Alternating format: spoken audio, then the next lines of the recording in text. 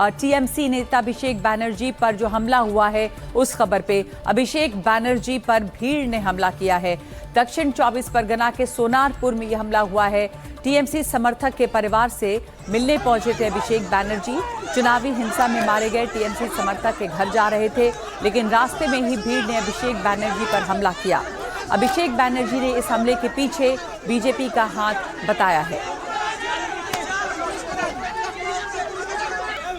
आपको दिखा रहे हैं हम तस्वीरें यहाँ पर। अभिषेक बैनर्जी इसको कह रहे हैं कि सीधे सीधे इसमें बीजेपी का हाथ है। यहाँ पर भीड़ ने उनके ऊपर हमला किया, उसमें वो कुछ घायल हुए दिखाई दे रहे हैं। टीएमसी के नेता अभिषेक बैनर्जी वहाँ पर गए थे अपने टीएमसी के जो कार्यकर्ता हैं, जो इलेक्शंस के दौरान, चुनावी हिंसा के दौरान मारे गए थे टीएमसी समर्थक, उनके घर जा रहे थे अभिषेक बैनर्जी मिलने के लिए, लेकिन रास्ते में ही एक भीड़ ने अभिषेक बैनर्जी पर हमला किया है। ऋतिक मंडल मेरे साथ जुड़ गए हैं। ऋतिक, कुछ जानकारी और क्या मिली है? अभिषेक बैनर्जी पर जो हमला हुआ है, टीएमसी कह रही है कि इसमें बीजेपी का हाथ है। आपने बताया कि यहाँ पर एक भीड़ मौजूद थी, उस भीड़ ने कौन थे लोग? वो क्या किसी पॉलिटिकल पार्टी से जुड़े हुए थे, आम लोग थे? क्यों हमला किया गया, कारण क्या स्थिति वहां पर है? देखिए, जिस तरीके से खबरें निकल कर आ रही है, सभी उस सोनारपुर के इलाके के जो है आम लोग है, महिलाएं दिख रही है, और उनका आरोप ये है कि लगातार तृणमूल कांग्रेस की उस इलाके में जिस तरीके से अत्याचार चल रहा था उसका शिकार वो बन रहे थे। और जिस आरोप तृणमूल कांग्रेस की तरफ से उठाया गया है कि अभिषेक बैनर्जी का आज सोनारपुर विजिट करने का पर्पस यही था। उनका आरोप है कि चुनावी हिंसा के दौरान मारे गए एक कार्यकर्ताओं के घर पे वो पहुंचे हुए थे, और घर पर पहुंचने से पहले ही उनके ऊपर इस तरीके से हमला किया जाता है। पहले तो वो जिस इलाकों में पहुंचे तो वो स्कूटी में और बाइक में सवार होकर वो पहुंच रहे थे। वहां पर जो मीडिया की मौजूदगी थी, इस बीच स्थानीय लोग उसके ऊपर हमले किए, उनसे फिजिकल अब्यूज भी किया गया। इसके बाद जो देखा जा रहा है कि तस्वीरें जो साझा हो रही है उससे उनके ऊपर अंडे भी फेंके गए हैं। उसके बाद मैं आपको बता दूं कि ऐसे ही धक्का मुक्की के दौरान जो है हेलमेट का मदद लेते हुए अभिषेक बैनर्जी को फिर से एक स्कूटी में सवार करके उसी कार्यकर्ता के घर तक तो पहुंचा दी गई है। लेकिन वहां पर मौजूदा मंजर जो नजर आ रहा है, वहां पर स्थानीय लोग अभी भी उस घर के बाहर जो है डेरे डाले बैठे हुए हैं। वो ये लगातार आरोप कर रहे हैं कि जिस तरीके से तृणमूल कांग्रेस के कार्यकर्ताओं और नेताओं के द्वारा खासकर दक्षिण 24 परगना में लगातार अत्याचार चल रही थी, इसको लेकर वो लोग नाराज है। उसका जवाबदेही वो अभिषेक बैनर्जी से करना चाहते हैं। हाथापाई का मंजर ऐसा बन गया था कि लोग आकर उन्हें थप्पड़ भी मारे हैं, ऐसे तस्वीरें भी निकल कर आ रही है। और उनसे फिजिकल कि ये सिर्फ और सिर्फ नाराजगी का मामला है। ये आम लोग हैं जो कि इस बात से परेशान हैं कि टीएमसी के शासन के दौरान उन पर बहुत अत्याचार हुए थे, और इन्हीं लोगों ने हमला कर दिया है। सिर्फ यही नहीं, ज्यादातर बयान जो महिलाओं से निकल कर आ रही है, उनका कहना है कि जिस तरीके से आप जानते हैं कि शर्मसार कर देने वाली घटना 2024 में जब हुआ था, यानी आरजी कौर जो हॉरर इंसिडेंट हुआ था, उसके को लेकर महिला भी ज्यादा नाराज है।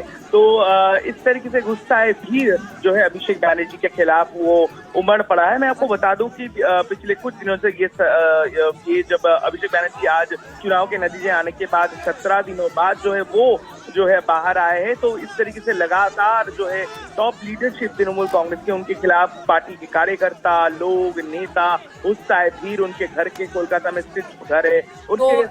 मैं आपको थोड़ी देर के लिए रोक रही हूँ। अभिषेक बैनर्जी ने अपने ऊपर हुए इस हमले के बाद क्या प्रतिक्रिया दी है, क्या कहा है, सुनाते हैं पहले, उसके बाद मैं वापस आऊंगी आपके पास। All BJP sponsored. अब देखिए क्या हाल किया गया है। यह है इनका लोकतंत्र का नमूना। 1 महीना हुआ नहीं, अब देखिए पुलिस कहीं नहीं है। तो सीधे कह रहे हैं कि देखिए ये सब बीजेपी का हाथ है, 1 महीना हुआ नहीं, लोकतंत्र का नमूना दिखा रहे हैं। यहाँ पर भीड़ ने उनके ऊपर हमला किया है, लेकिन जैसा वहाँ पे ऋतिक आप बता रहे हैं कि बहुत सारी महिलाओं का कहना है कि नाराजगी है अभिषेक बैनर्जी और टीएमसी के खिलाफ। अभिषेक बैनर्जी पर जो हमला हुआ है उसमें वो घायल भी हुए हैं, क्या स्थिति क्या है वहाँ पर? उनके ऊपर हमला होने के कारण क्या वहाँ पर एक तनाव भी है? देखिए, बिल्कुल तनाव का स्थिति अभी भी बनी हुई है, और इस बीच जो है अभिषेक बैनर्जी उसी कार्यकर्ता के घर पर बैठे हुए। थोड़ी देर पहले उन्होंने जो बताया मीडिया के कर्मियों को कि वो देर रात तक वहां पर बैठे रहेंगे जब तक पुलिस नहीं आती है। तृणमूल कांग्रेस की तरफ से जो है स्थानीय पुलिस को भी इस बात की जानकारी पहुंचा दी गई है। जो सुपरिंटेंडेंट ऑफ पुलिस है उस थाने उस डिस्ट्रिक्ट के, उनको भी इस बात के में बताया गया है। तृणमूल का कहना है कि पुलिस की गैर मौजूदगी के दौरान इस तरीके से हमला हुआ है और उनका सीधा आरोप जो है सत्तारूढ़ भारतीय जनता पार्टी के कार्यकर्ताओं के खिलाफ है। लेकिन जिस तरीके से गुस्साए भीड़ दिख रही है और हमने पिछले कुछ दिनों से जिस तरीके से कोलकाता में स्थित ममता बनर्जी के घर के आसपास हो या फिर अभिषेक बैनर्जी के डोरस्टेप में जिस तरीके से आम लोगों की गुस्सा देखे है, जिस तरीके से चोट के स्लोगन लगे हैं और कहीं ना कहीं जो आक्रोश वो तृणमूल कांग्रेस के टॉप लीडर्स के खिलाफ वो बनते नजर आए। देखिए सत्ता परिवर्तन बंगाल में कई बार हो चुका है। इससे पहले भी तृणमूल जब 2011 में सत्ता पर आया था तो इस तरीके के मंजर जो है किसी भी वामपंथी मुख्यमंत्री या फिर जो भी टॉप लीडर्स है उनके खिलाफ देखा नहीं गया है। और लेकिन जब एक नेशनल जनरल सेक्रेटरी जो सांसद है अपने ही इलाके में वो जा रहे हैं, साउथ 24 कोरोना अभिषेक बैनर्जी का गढ़ माना जाता है, उनके ही इलाके में इस तरीके से उनके खिलाफ नाराजगी जो स्पष्ट जाहिर कर रहा है कि जिस तरीके से आक्रोश आम जनमानस में है, जिस तरीके से करप्शन को लेकर और खासकर जो लगातार जो बयान आ रही है कि दक्षिण 24 परगना में जब चुनाव के दौरान भी हम गए थे, स्थानीय महिला लगातार ये कह रही है कि तृणमूल कांग्रेस के जो नेता है, स्थानीय लोग हैं, वो महिलाओं के साथ दुर्व्यवहार करते हैं, इसके अलावा जो है अत्याचार करते हैं। कहीं ना कहीं उसका नतीजा जो है आज देखा जा सकता है। और सोनारपुर के इलाके, देखिए मैं आपको बता दूं सोनारपुर कोलकाता से ज्यादा दूर नहीं है। आप एक तरीके से सरहद एरिया इसको मान सकते हैं। वहां पर वो पहुंचते हैं तो उनको घेर कर जिस तरीके से आज সরকার ডবল ইঞ্জিন আপনাদের ব্যবস্থা করে নিতে পারছেন না কেন? যারা আইন হাতে তুলে নিয়েছে মুখে ভাষণবাজি না করে কাজে করে দেখান। অভিষেকদা বিজেপি নেতারা বলছেন যে এর সঙ্গে দল যুক্ত নয় এবং এই ঘটনার নিন্দা তারাও জানাচ্ছেন। তারাও বলছেন যে কোনো রকম টলারেন্স করা হবে না। যান বাইরে গিয়ে জিজ্ঞেস করুন কোন দল করে, যারা দাঁড়িয়ে আছে জিজ্ঞেস করুন, তারা দলের তরফ থেকে এফআইআর করুক। এবং আমার কাছে তো পুরোটা ভিডিওগ্রাফি রয়েছে, কারা করেছে তাদেরকে তো অ্যারেস্ট করতে হবে, তাদের বিরুদ্ধে তো ব্যবস্থা নিতে হবে। हमने सुना अभी अभिषेक बैनर्जी बात कर रहे हैं, बांग्ला में बोल रहे हैं, क्या कह रहे हैं वो लोगों से? पत्रकारों ने जब सवाल किया कि लोगों का गुस्साए भीड़ के बारे में जब इस बात की जिक्र की गई तो उसके जवाब में अभिषेक बैनर्जी ने कहा कि उनका फिर से वही बता रहे हैं कि जो लोग उनके ऊपर हमला किए हैं वो सारे भारतीय जनता पार्टी के समर्थक हैं। उन्होंने ये कहा कि पूरी जो घटनाक्रम है उसकी वीडियोग्राफी उनके पास है। इस सिलसिले में उन्होंने सुपरिंटेंडेंट ऑफ पुलिस को इस बात की जानकारी भी पहुंचाई है और उनका बाकायदा स्क्रीनशॉट भी रख दिया गया है कि इसके बारे में आरोप जो है वो दर्ज कर रहे हैं। उनका ये भी कहना है कि सुष्मिता देव जुड़ गई हैं, टीएमसी सांसद। सबसे पहले सुष्मिता देव के पास चलते हैं। इस हमले को कैसे देखा जा रहा है? वहां पे बताया जा रहा है कि जो लोग हैं, आम लोग हैं, जो भीड़ है, उन्होंने हमला किया क्योंकि टीएमसी से नाराजगी है।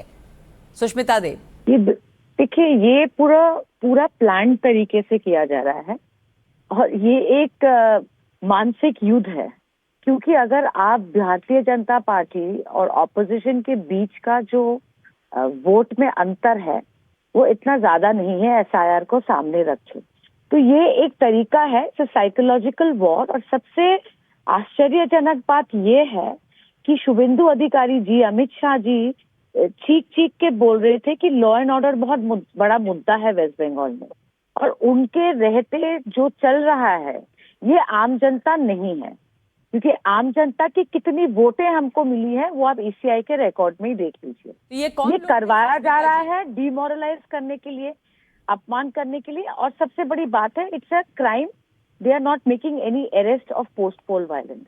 तो कौन कहीं पर भी अरेस्ट नहीं हो रहे हैं जहां पर हमारे ऊपर अटैक हो रहा है। हमला किया है अभिषेक बैनर्जी पर, वो कौन लोग थे? आप लोगों की क्या जानकारी है? ये देखिए, ये हमारे सपोर्टर्स तो हो नहीं सकते, जो लाखों करोड़ों लोगों ने हमें वोट दिया वो तो हो नहीं सकते। ये वही लोग हैं जो बीजेपी से जुड़े हुए हैं।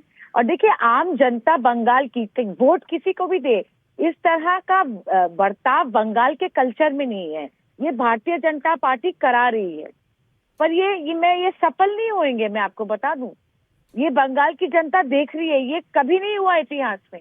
देखिए, अगर आप किसी लीडर के ऊपर नाराज है, आप वोट डाल के उनको हटा सकते हैं, ठीक है, पर ऐसा बंगाल के इतिहास में कभी नहीं हुआ। ये इसलिए किया जा रहा है ताकि टीएमसी वर्कर्स आर इंटिमिडेटेड, वो बाहर निकलना आए। ममता दीदी ने 2 तारीख को धरना का परमिशन मांगा है, ये सब उसी को सामने रख के किया है। पर वो साइकोलॉजिकल वॉर है, टीएमसी जो सपोर्टर्स हैं उनको डराने की कोशिश है, और आपका आरोप है कि ये बीजेपी का किया हुआ है। दूसरे आप ये भी कह रही हैं कि लॉ एंड ऑर्डर के ऊपर बड़ा सवाल है। धन्यवाद आपका सुष्मिता देव हमसे बात करने के लिए। इस वक्त हम एक छोटा सा ब्रेक ले रहे हैं, लौटते हैं खबरों के साथ।